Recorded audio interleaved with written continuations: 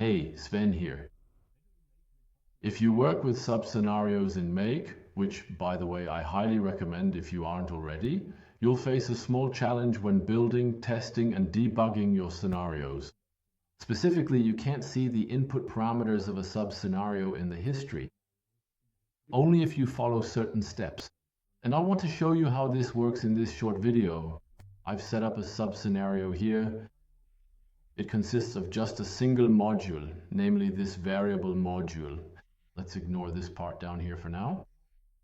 And the scenario input is simply a variable called name. What's your name?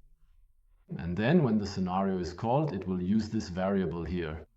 You can see that here in these scenario inputs.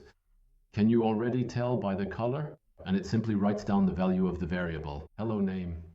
That's all there is to it.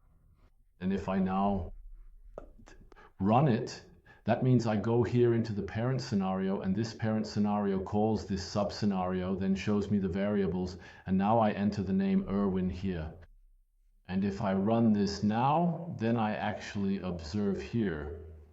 In the execution, I see that the scenario input for the field name was Erwin. But if I go into this sub-scenario here, and then look into the history, then I have the problem that I only actually observe the result here, so I can't see anywhere which data was actually passed into the scenario by the call.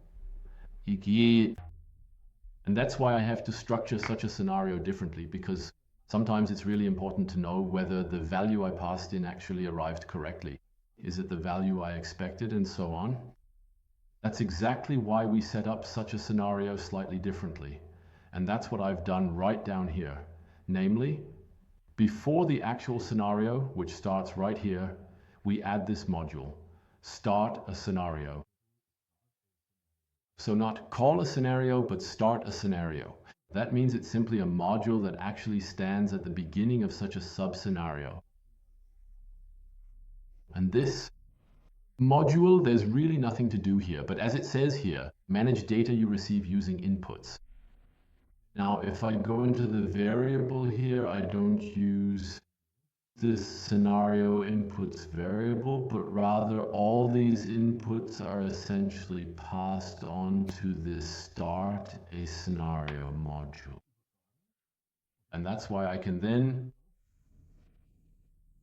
see all these variables from start a scenario. That means all input variables appear here in start a scenario.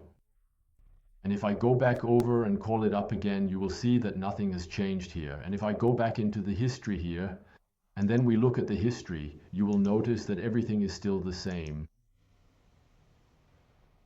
Then we can actually see in this module here that the input name is equal to Erwin. And with that, I have the ability to debug much better, to test much more effectively, and to see which data actually came in. And what's also important, if you look at this here, one operation but no credits.